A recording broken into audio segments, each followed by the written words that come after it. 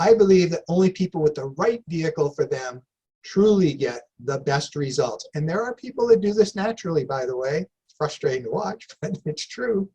So are you ready? Are you ready to break out of being average or being stuck where you are and create the right vehicle for yourself? So let me ask you this. Are you just strapping engines on your airplane, bigger, more powerful engines? Or are you putting a bigger, more powerful engine in your car that's out of alignment? Are you doing that?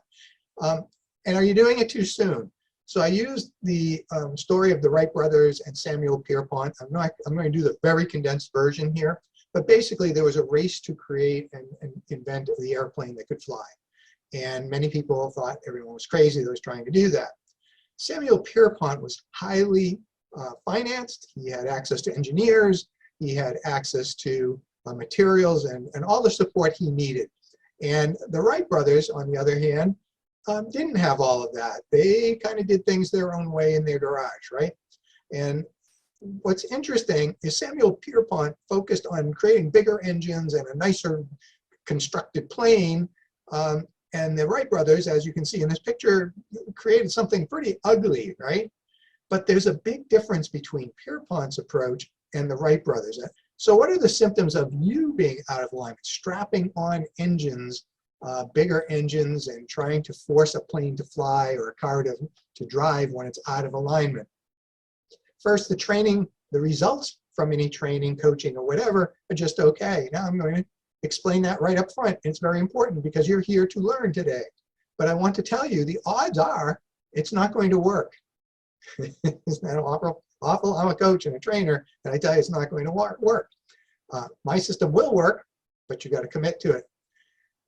In most training, tell me this isn't true, the speaker says, what you'll learn today, if you can take away one or two things and implement them, you are so far ahead of the time investment and the money you invested in being here today. You know that's what they say.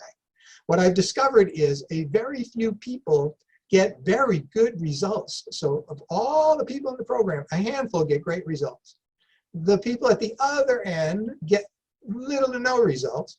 The bulk of the people in the middle do get that idea or that technique or whatever it is, and they get some improvement, incremental improvement, let's say. And I started to wonder why that is. And for those of you who were in high school back when I was, I don't know if they still use this, we used to be graded on the bell curve because that's where most of the people ended up. And so if it was far off of that, it was because the test sucked. So we were graded on the bell curve oftentimes.